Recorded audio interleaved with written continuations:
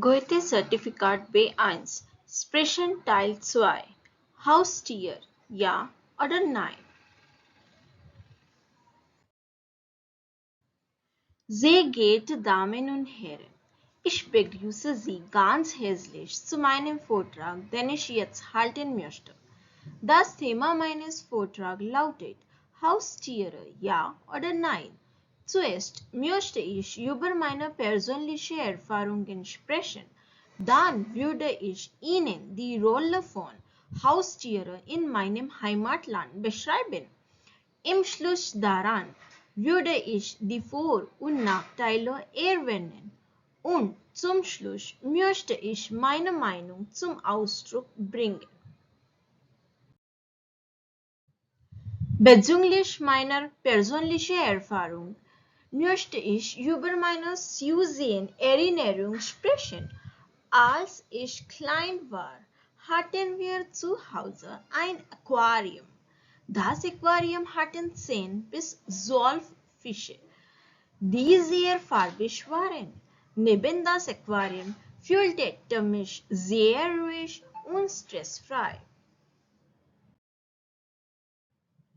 In meiner Heimatland haben viele Leute Haustiere. In den meisten Fällen sind ein Hund, eine Katze, einen Vogel oder ein Kaninchen sehr beliebt. Bei Kindern sind auch diese Haustiere sehr besonders und lebenswert.